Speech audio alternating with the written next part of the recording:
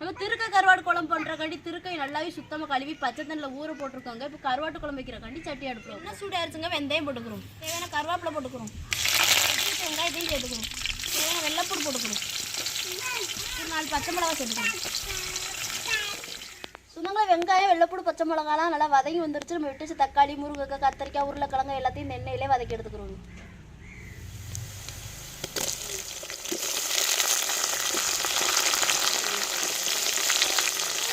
எண்ணெயில் போட்ட காய்கறி எல்லாமே வெந்து வந்துருச்சு. இதோட மசாலா சேர்த்துக்கிறோங்க, மஞ்சத்தூள் சேர்த்துக்கிறோங்க, மிளகாத்தூள் சேர்த்துக்கிறோங்க, குழம்பு மசாலா சேர்த்துக்கிறோங்க. சொந்தங்களை மசாலா எவ்வளோ நம்ம கரைச்சி வச்ச புளியும் சேர்த்துக்கிறோங்க.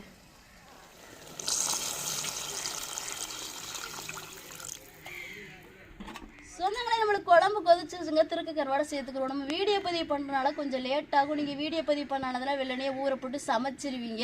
ஆனால் உங்களுக்கு திருக்க கருவாடு கொடுத்தோம்ல, அது எப்படி இருந்துச்சு நீங்களே பார்த்துருப்பீங்க. அதே திருக்க கருவாடில் தான் இன்றைக்கி நம்ம வைக்கிறோம். சொந்தங்களே நீங்களே பாருங்கள் எப்படி இருக்குது. சொந்தங்களே திருக்க கருவாடை பார்த்தீங்களா எவ்வளோ கல் கணட்டாக இருந்துச்சுன்னு. இப்போ தண்ணியில் ஊற போட்டு நம்ம கழுவி எடுக்க நைஸாக இருந்துச்சு. மீன் கணக்காக இருக்குது சொந்தங்களே.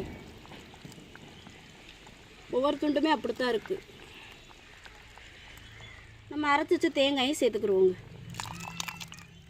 சொந்தங்களை பதார்த்தமாக கருவாட்டு குழம்புக்கு உப்பு சேர்க்க தேவையில்லைங்க. அப்படி உப்பு சேர்க்கணும்னா இங்கே உப்பு சேர்த்துக்கிறோங்க. நாங்களே உப்பு சேர்க்கலைங்க, பார்த்துருப்பீங்க. ருசியான திருக்க கருவாட்டு குழம்பு ரெடி ஆயிடுச்சு, இறக்கி வச்சுக்கிறோங்க.